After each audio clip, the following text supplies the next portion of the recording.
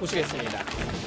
여 의원 친문 팬덤의 압박에 조금 전 말씀드린 것처럼 한 친여 단체가 범여권 의원들에게 서약을 받고 있는데 어떤 내용인지 같이 보시죠.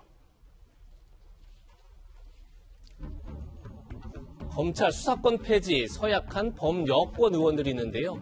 파란 장미 시민행동이라는 친문 성향의 단체가 있다. 그 단체에서는 범여권 의원들에게 검찰 수사권 폐지 촉구를 위한 서명을 압박하고 있다는 겁니다. 회원들에게 범여권 의원들의 연락처를 올려서 촉구 문자를 보내고 그리고 전화로 독려 중이라는 겁니다. 서약 내용은 이렇습니다. 모든 노력을 기울여서 문 대통령께서 검찰 개혁 과제를 완수한 대통령으로 역사에 기록될 수 있도록 하겠다. 이런 내용인데요. 이 서약에 지금 보시는 것처럼 민주당의 김용민, 황운하, 장경태 의원, 민주당의 열린민주당의 최강욱, 김진애 의원 등 7명의 서약에 동참했다. 이렇게 단체는 밝히고 있습니다. 반면에 하루에 문자 폭탄이 50통 이상 왔다. 이런 의원도 있습니다. 그러다 보니까 다른 민주당 의원은 업무가 마비될 정도로 독촉이 오고 있다. 그리고 또 다른 의원은 단체의 실체가 불분명해서 차후에 알아보려 한다. 상당히 불편한 심경을 전하는 그런 의원들도 있습니다. 글쎄요, 지금 어떻게 보면 대리인인 국민들이, 시민들이, 주권자인 국민들이 대리인 국회의원에게 특정 사안에 대해서 요구할 수 있다. 이것이 결국은 민주주의 아니냐 이렇게 주장할 수 있는 반면에 또 한편에서는 글쎄 너무 강한 압박, 전화가 오고 문자 메시지가 오고 이런 압박들이 오히려 헌법 정신에 나와 있는 국가 이익과 양심에 따라 직무를 수행하라 이런 국회의원들을 오히려 압박하고 있다. 이런 지적도 나옵니다. 윤태곤 실장, 지금 어쨌든 친문단체에서 대통령 임기 내에 검찰 개혁을 완수해야 된다. 그중 하나가 결국 검찰 수사권을 빼앗아야 된다. 이런 주장을 하면서 국회에 서약을 요구하고 있어요. 네. 어떻게 보십니까? 이런 일이 처음 벌어진 건 아니에요. 예. 전에도 좀 있었고 한데 저는 두 가지 지점으로 보이는 게 지금 현재 좀 이따 신년사도 나오겠지만은 예. 청와대도 그렇고 당 지도부도 그렇고 이 기류가 좀 강대강으로 부딪히는 것보다는 뭐 통합으로 강조한다든지 코로나19라든지 이런 민생에 이제 적극적으로 대응하겠다. 추윤 갈등으로 이제 대변되는 정치적 갈등의 부분을 좀 줄이겠다. 이게 이제 기조거든요.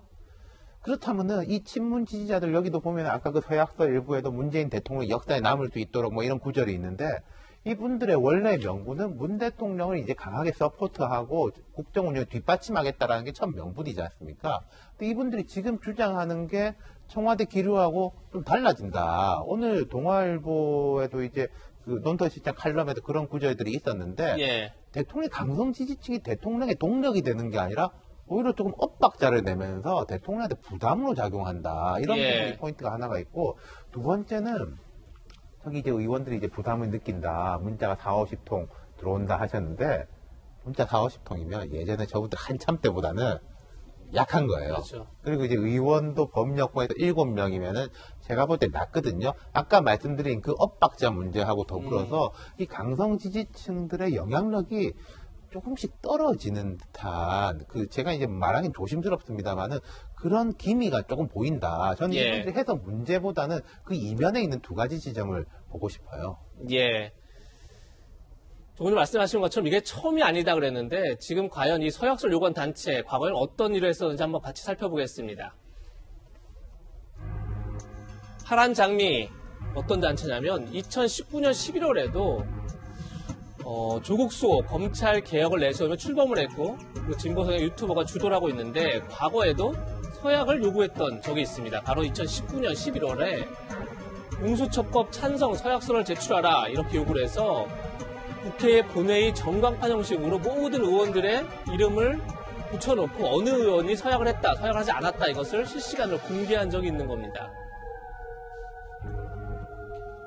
당시에 2019년 11월에 당시 표창원 민주당 의원은 의원들에게 특정 사안, 찬반 공문 달성을 요구하고 있다. 그런데 일반 시민들도 공신력 없는 개인이나 단체가 사익 추구하는 행위에 이용당하지 말아달라. 자식에서 지금 파란장미란 단체가 하고 있는 공수처법 개정 서약이 굉장히 특정 단체가 개인 이익을 위해서 하고 있는 것 같다. 그렇기 때문에 불편한 이런 심기를 전하는 겁니다. 박정하 전 대변인. 네.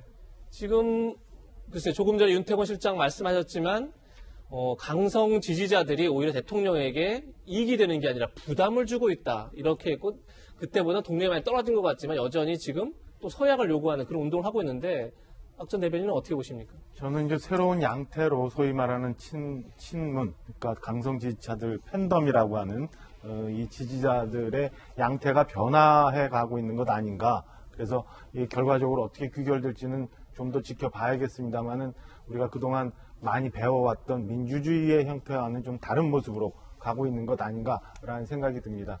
과거 저희가 그 이전 총선 때 얘기 나왔습니다만 무슨 친박감별사 이런 얘기 나왔었잖아요. 이거 보면은 이 강성 일부 지지자들이 요구하면서 소위 지금 형태에 와서는 좀 친문 감별사를 자기들이 만들어내고 국정의 방향을 본인들이 좌지우지하려는 이런 모습들로 변해가고 있는 느낌이 들어요. 유 실장님 좀 전에 언급했지만 저 동아일보 제가 아침에 보고 갖고 나왔는데요. 박재균 논설주간이 이렇게 얘기합니다. 우리 인이 하고 싶은 대로 하지 마라.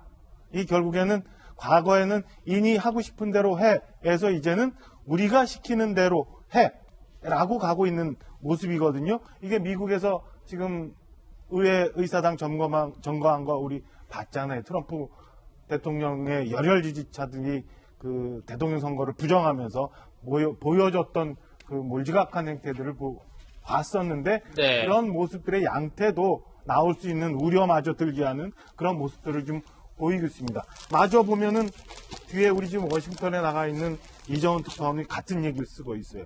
눈치 보고 굴복하는 정치인, 그들이 치를 대가는 어떻게 되느냐 이런 제목의 칼럼을 쓰거든요. 예. 제가 보면은 그 국회의원으로서 그다음에 정치 지도자로서 국민과 헌법에 맞춰서 양심에 맞춰서 뭔가 일을 해야 되는데 이제는 점점 갈수록 이 강성 지지자들의 요구에 의해서 이리저리 휘둘리는, 결국엔 그래서 꼬리가 몸통을 휘둘려서 전체 민주주의 상태를 훼손시킬 수 있는 그런 상태로 갈 수도 있다는 우려에 저는 굉장히 걱정스러운 시각으로 이 상황을 좀 보고 있습니다.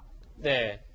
김수경 박사님, 제가 처음에 이제 이런 말씀 드렸는데 이게 어쨌든 대의민주주의 속에서 주권자가 대리인인 국회의원한테 어떤 사안한테 요구할 수 있는 것 아니냐, 그런 이제 관점이 있을 수 있고요.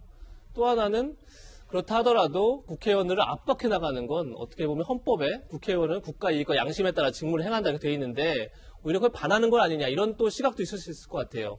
김 박사님은 어떻게 보십니까?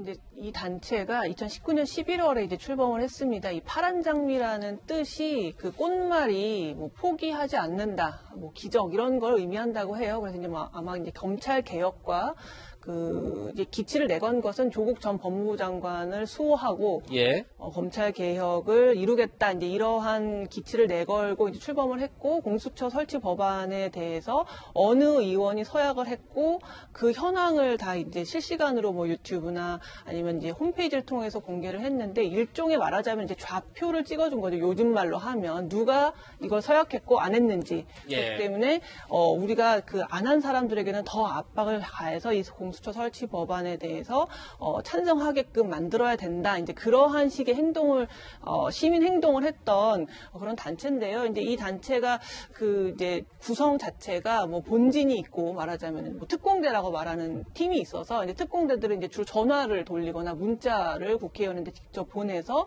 이거 어떻게 할 거냐 이제 압박하는 거죠. 그래서 물론 이제 아까 앵커가 말씀하신 것처럼 어쨌든 국민이 뽑은 국회의원에게 국민의 뜻을 전달하고 국민의 뜻을 관철시키게끔 하는 것이 대의민주주의의 또 일부일 수도 있다는 생각은 듭니다만, 이런 식으로 압박을 해서 소위 말하는 속칭 좌표를 찍어서 이렇게 굴복시키는 식으로 국회의원을 몰아가는 것은 별로 이렇게 건강한 방식은 아니라는 생각도 들고요. 또 한편으로는 마치 만약에 제가 공수처 설치를 찬성하고 싶어요. 하지만 예. 이렇게 서약까지 해가면서 예. 내가 여기에 이렇게 서약하겠다고 사인까지 해가면서 하고 싶지 않을 수 있잖아요. 내가 충분히 검토하고 양심에 따라서 결정하고 싶은데 이렇게 압박을 받아서 마치 내가 결정한 것처럼 모양새가 되는 것도 국회의원 입장에서는 별로 안 좋을 것 같거든요. 그래서 물론 뭐 있을 수 있는 일이고 논란의 지점이 여럿 있습니다만 조금은 좀 더 이렇게 압박하거나 굴복시키는 식의 형태를 띤 자기 생각의 관철이 그렇게 바람직한지는 사실 잘 모르겠다는 생각이 듭니다. 네.